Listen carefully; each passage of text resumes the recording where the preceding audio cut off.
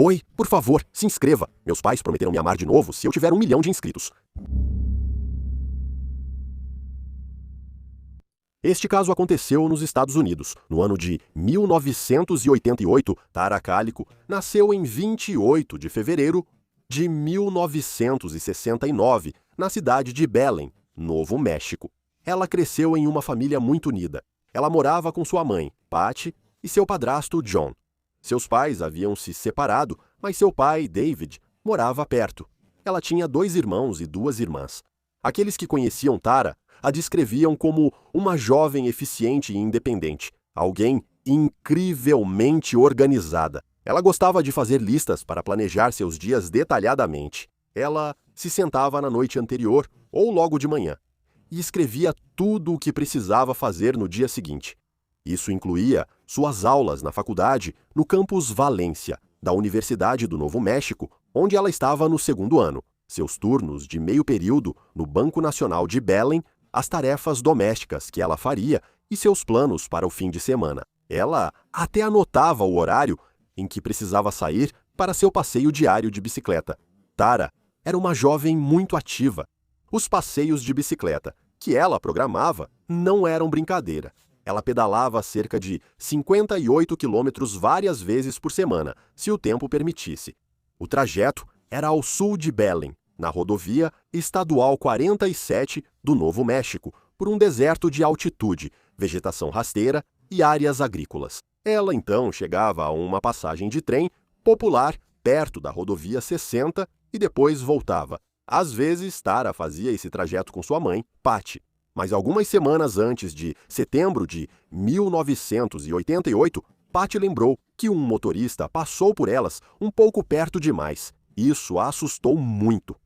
O carro diminuiu bastante a velocidade e até deu a volta. Esse encontro intimidou Patty e fez sua pele arrepiar. Depois disso, ela parou de pedalar com Tara. Ela até pediu para Tara parar de usar aquela rota também, pois não achava mais seguro. Ela até disse para Tara levar spray de pimenta, caso voltasse a usar aquela rota, mas Tara apenas riu e não deu importância. Na manhã de terça-feira, 20 de setembro de 1988, Tara tinha 19 anos. Ela estava vestida para o seu passeio de bicicleta. Ela usava sua blusa de trabalho, com o primeiro Banco Nacional de Belen estampado na frente. Ela usava shorts brancos com listras verdes, meias brancas curtas e seus tênis brancos com detalhes turquesa. E quando ela andava sozinha, sempre levava seu Sony Walkman. Antes de sair, Tara conversou brevemente com sua mãe e disse algo que, mais tarde, ficaria se repetindo na cabeça dela várias vezes. Ela pediu que a mãe a buscasse se não estivesse em casa até o meio-dia. Talvez isso fosse por motivos práticos, caso algo como um pneu furado acontecesse. Tara realmente tinha um namorado, e ela tinha marcado uma partida de tênis com ele. Então, talvez fosse para garantir que ela não se atrasasse para isso. De qualquer forma, após essa conversa, Tara saiu de casa e foi andar de bicicleta. Várias pessoas a viram naquela manhã. Vizinhos da região e caminhoneiros que passavam pela estrada lembraram de ter visto Tara. Afinal, era difícil não notar sua bicicleta rosa neon. Tara foi vista pela última vez por volta das 11h45, a cerca de 3 quilômetros ao sul de sua casa, ainda seguindo para o sul na rodovia 47. Muitos depois relataram não ter visto nada estranho. No entanto, uma testemunha, Baron Freeman, descreveu ter passado por Tara. Ele disse que sentiu que algo estava errado em seu instinto, porque uma caminhonete clara dos anos 50, com uma capota de camper feita em casa de cor branca, estava dirigindo logo atrás dela, a apenas alguns metros de distância. Esse veículo também parecia ter 2 homens dentro. Ele disse que os pelos de sua nuca se arrepiaram. Não parecia bom, mas ele não fez nada na hora. E ele não estava errado. Em algum lugar, ao longo do próximo trecho vazio da estrada, tudo mudou. Tara nunca voltou para casa. Já era por volta do meio-dia e ela não estava em lugar nenhum. Patty, a mãe de Tara, ficou preocupada, então saiu para procurar Tara, como Tara havia pedido. Ela dirigiu exatamente pelo mesmo caminho, gritando o nome de Tara. Ela reduziu a velocidade para verificar se Tara tinha sofrido um acidente no acostamento. Por volta das 14 horas, seu coração apertou. A mãe de Tara já tinha dado várias voltas de carro, e mesmo assim, ela não estava em lugar nenhum. Sem outra opção, a mãe de Tara foi direto à polícia. No final da tarde, o escritório do xerife entrou em ação. Agentes, voluntários de busca e um cão farejador chamado Fênix foram mobilizados, mas depois de algumas horas não encontraram nada e agora já estava escurecendo. Na manhã seguinte, na quarta-feira, dia 21, as equipes de busca saíram novamente e foi então que encontraram algo. Como mencionei antes, quando Tara saía sozinha, ela sempre levava seu Sony Walkman. Enquanto as equipes de busca procuravam por Tara, eles encontraram pequenos fragmentos do Sony Walkman dela espalhados pelo asfalto. E mais tarde naquele dia, Patty encontrou pessoalmente a fita cassete da banda Boston da Tara, que ela ouvia durante seus passeios. A carcaça plástica estava rachada e a fita solta. Ela estava espalhada por toda a estrada. Logo depois disso, a equipe de busca avistou marcas de pneus de bicicleta que, de repente, saíam bruscamente da estrada asfaltada e entravam no acostamento de terra fofa. Ao lado disso, havia marcas de derrapagem no cascalho e solo revirado que pareciam ser de uma briga ou de uma parada forçada. Com essas informações, os investigadores definiram o caso como um desaparecimento involuntário. Agora havia evidências suficientes para sugerir que ela não fugiu por vontade própria. Na verdade, Patty, a mãe de Tara, acreditava firmemente que Tara arrancou deliberadamente seus fones de ouvido e jogou o Walkman e a fita cassete com força para deixar um rastro de destroços. No dia seguinte, a busca se expandiu. Mais voluntários chegaram e equipes adicionais de cães farejadores vieram ajudar Phoenix. Mas apesar de todos os esforços, Tara e sua bicicleta de montanha rosa neon nunca foram encontradas. O veículo que foi visto, seguindo Tara, também não foi encontrado, e os motoristas nunca se apresentaram. No dia 24 de setembro, outros pedaços do Walkman amarelo da Tara foram encontrados a cerca de 32 quilômetros a leste da rodovia 47, perto da área remota do acampamento John F. Kennedy. Os investigadores acreditavam que Tara havia jogado os objetos para deixar uma segunda pista. Com isso, havia um certo otimismo, como se estivessem se aproximando de Tara. Mas, no dia 27 de setembro, a busca organizada em grande escala foi oficialmente reduzida. Mas, dito isso, durante o questionamento de porta em porta, a polícia identificou 7 testemunhas confiáveis que haviam dirigido pela rodovia 40 e 7 naquela manhã, e elas se lembravam de ter visto Tara na bicicleta rosa. Também descobriu-se que 5 dessas 7 pessoas também se lembravam do mesmo veículo suspeito trafegando logo atrás dela. Uma testemunha disse que o caminhonete parecia estar escoltando ela de propósito. Em setembro de 1988, os investigadores fizeram um retrato falado do motorista usando os depoimentos das 5 testemunhas. O retrato mostrava um homem branco ou de pele clara, entre o final dos 30 e meados dos 40 anos, com cabelo avermelhado ou castanho. Ele descrevia o suspeito como tendo entre 1,75 metros e 1,83 metros de altura, pesando aproximadamente entre 86 e 95 quilos. O Albuquerque Journal publicou a história e o retrato falado em 30 de setembro. Isso gerou mais de 100 denúncias por telefone e levou a 4 entrevistas formais com possíveis suspeitos. Mas, infelizmente, nenhuma delas deu em nada. E ainda assim, o caminhonete nunca foi localizado e o motorista ainda não se apresentou. Os investigadores continuaram trabalhando no caso, mas não demorou muito para que o caso começasse a esfriar. Isso até 10 meses depois.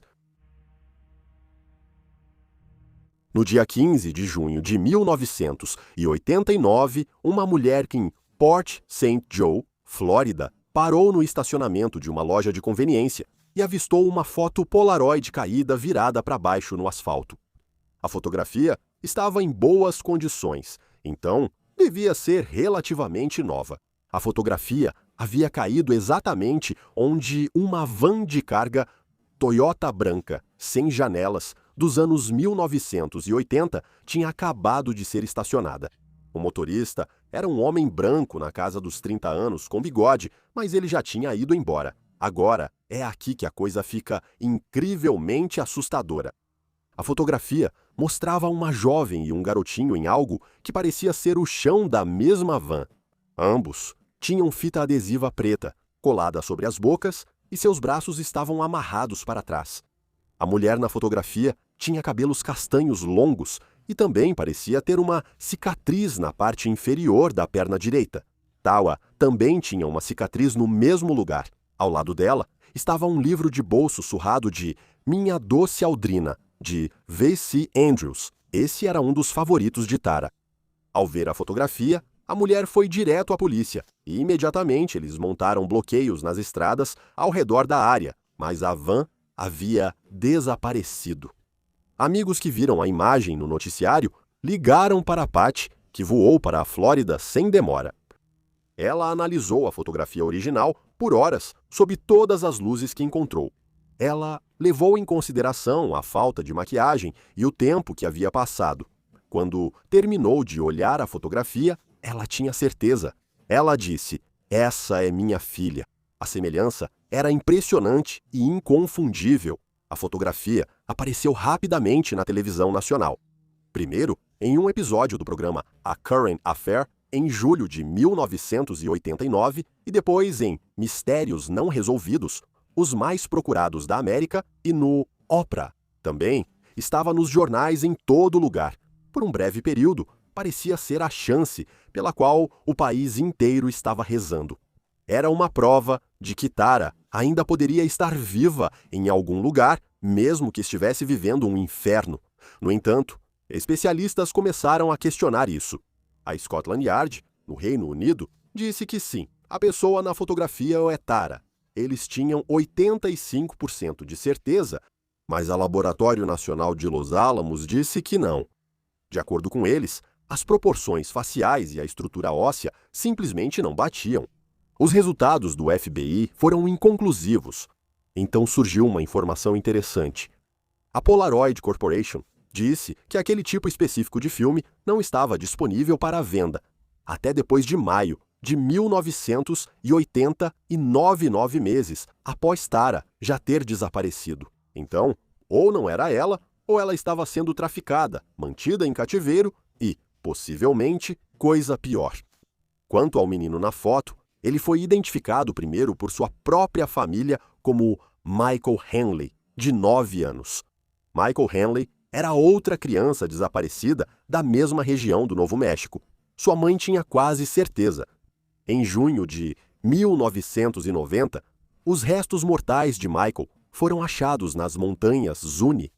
Ele morreu de exposição ao frio depois de se perder meses antes da foto Polaroid ser tirada. Em um certo momento, chegou-se a pensar que fosse Johnny Gosch, o entregador de jornais que desapareceu durante sua rota em 1982, mas isso nunca foi comprovado. E então, mais 2 fotografias Polaroid apareceram nos meses seguintes. No dia 19 de julho de 1989, um close, borrado do rosto de uma garota, com fita adesiva sobre a boca, foi encontrado perto de um canteiro de obras na Califórnia. Patty pensou que essa podia ser Tara. Então, no início de 1990, uma terceira fotografia apareceu. Desta vez, mostrava uma mulher amarrada de forma frouxa com gaze, olhos cobertos, usando óculos grandes de armação preta, sentada ao lado de um homem em algo que parecia um assento de trem da Amtrak. Patty começou a pensar que tudo isso era apenas uma farsa cruel.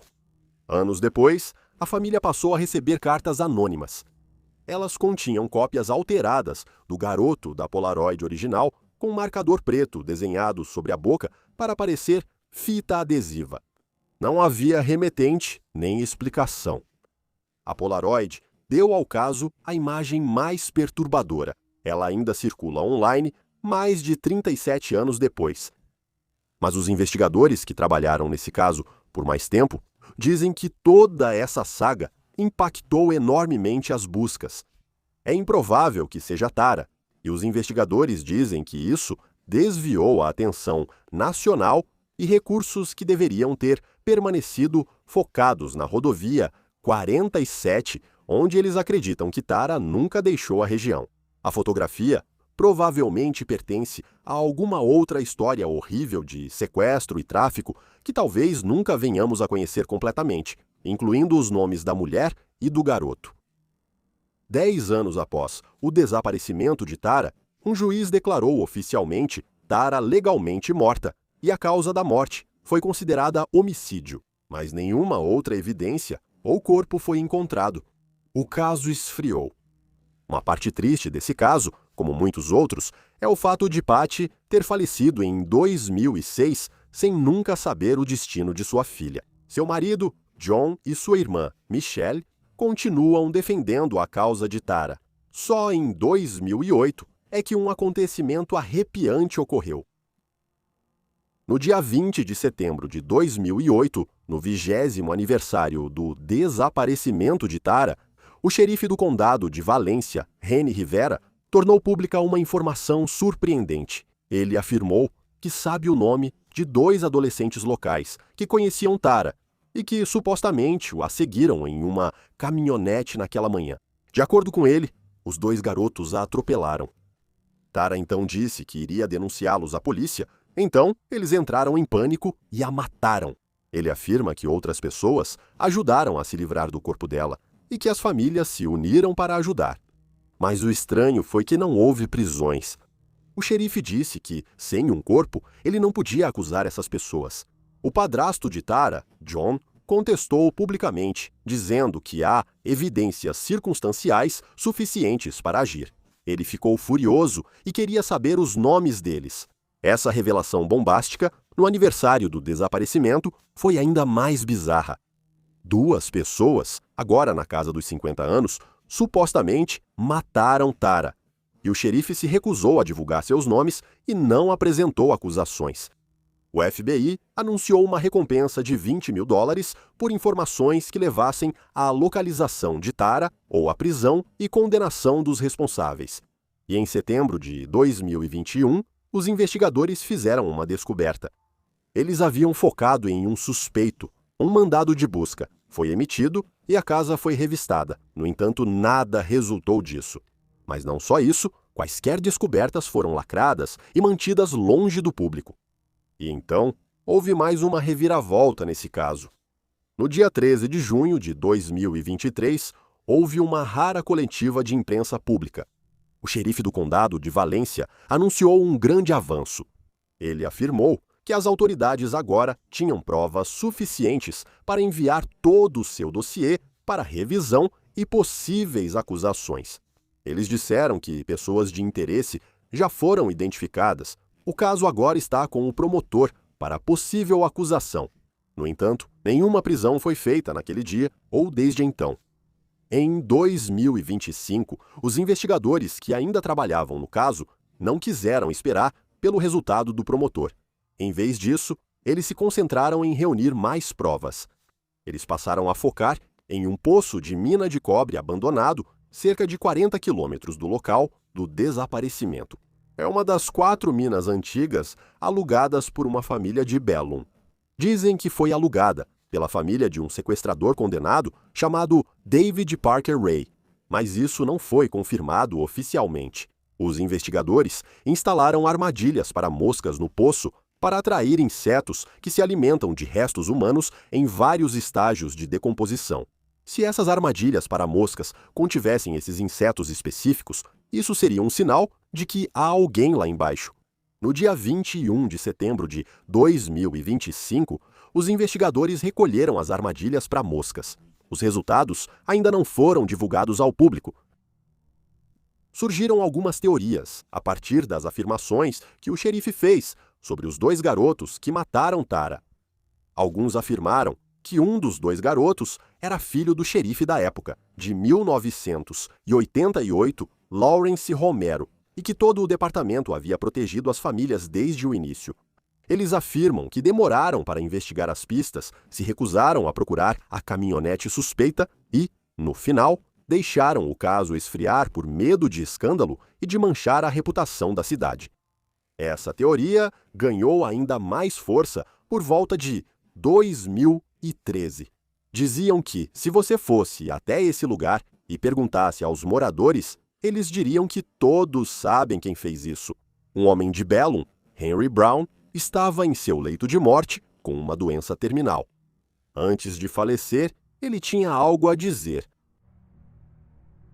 Henry Brown fez uma declaração detalhada, afirmando que, pouco depois do desaparecimento de Tara, ele foi informado por seu vizinho, Lawrence Romero Jr., e vários amigos, que eles haviam atropelado Tara com a caminhonete deles. Ele disse que eles então a levaram, abusaram dela, a assassinaram e enterraram o corpo. Especula-se que Tara está enterrada no poço de mina abandonado.